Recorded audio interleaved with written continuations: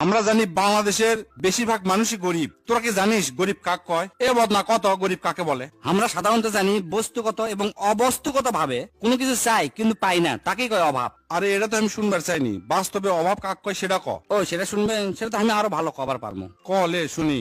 আমি যখন কলেজে আসি তখন আমি আমার মা কই, মা কলেজে যাবো 20টা টাকা দাও। মা তখন গোটাল বাড়ি খুঁজে খুঁজে কোন টাকা পয়সা পায় না, কুদ থেকে না কুদ থেকে খুঁজে 10 টাকা বার করে দেয়, দিয়ে করছে যা বাবা 20 টাকা নাই, 10 টাকা নিয়েই তুই কলেজে যা। আমি আবার ওই 10 টাকা নিয়ে বাইরে আসে মিচ্ছানা ঘুরে আবার বাড়ি যা, 10 টাকা ফেরত দিয়ে কই মা আজকে আমার ক্লাস হবি না, কলেজে যাম না থাক। সেই 10 টাকা ফেরত দিয়ে আবার হাঁটে হাঁটে কলেজে আসি।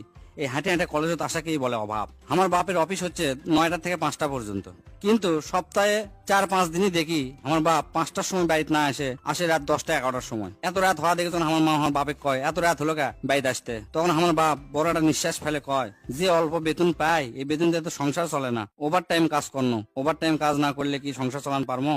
বাপের এই অতিরিক্ত কষ্ট আর পরিশ্রমী হচ্ছে আমার কাছে অভাব। মায়ের শাড়ি 24 জায়গা ছিঁড়ে গেছে, 25তম জায়গা যখন মাও সেলাই করে, আমি ওটা দেখে কই মা তুমি সিরা শাড়ি সেলাই করি চকে, এটা তো আর পরা যাবি না, তুমি পাল্টাও। মা তখন হাসতে হাসতে কয় না না শাড়ি ভালোই আছে, আরো 6 মাস যাবি। মায়ের এই হাসতে হাসতে সেলাই করাটাকে আমার অভাব মনে হয় স্যার। আমি লেখাপড়া করতে করতে ফাঁকে ফাঁকে টিউশনি করে যে টাকাটা পাই ওই টাকাটা যখন মায়ের হাতে তুলে দে কই এই লাও টাকা, সংসার চালাও। মাও টাকাটা পায়া যখন স্বস্তির শ্বাস ফেলে এবং মুচকি হাসে, এই মুচকি হাসাই হচ্ছে আমার কাছে অভাব স্যার। আমার সব বন্ধুরা মোটামুটি আইফোন ব্যবহার করে, কিন্তু আমি ব্যবহার করি বাটন ফোন।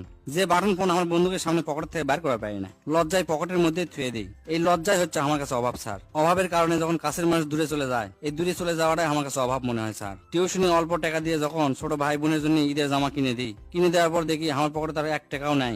এই লিজের জন্য কিছু না কিনাটাই আমার কাছে অভাব স্যার। সারা মাস প্রাইভেট পড়ে যখন প্রাইভেটের টাকা আমার বাপের কাছে চাইতে শরম পায় আমার ছোট বোন, এই শরম পাওয়াটাই আমার কাছে অভাব মনে হয় স্যার। আমার বাপ 3 মাস পর খুব কষ্ট করে 1 পোয়া গোস্ত যখন কিনে নিয়ে আসে এবং সেই গোস্ত হয় মাত্র 4 থেকে 5 টুকরা, এই 5 টুকরা গোস্তের সাথে বেশি করে আলু দিয়ে যখন আমার মা রান্না করে, রান্না শেষে খাওয়ার সময় এই 5 টুকরা গোস্ত আমাকে আর আমার ছোট বোনক তুলে দেয়, আর আমার বাপক তুলে দেয় আলু।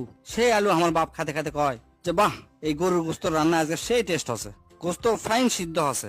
এই যে মিথ্যা অভিনয় করে, এই মিথ্যা অভিনয়টা আমার কাছে অভাব মনে হয় স্যার। 3 মাস ধরে যখন আমার বাপে করছি আব্বা আমার একটা ক্যালকুলেটর লাগবে, প্রতিদিন আমার বাপ খালি হাতে আসে। আমি যখন জিজ্ঞেস করি তখন কয় এ হে লিয়ে আসমো, আমার মনেই নাই। কিন্তু আমি জানি আমার বাপের পকেটের টাকা নাই।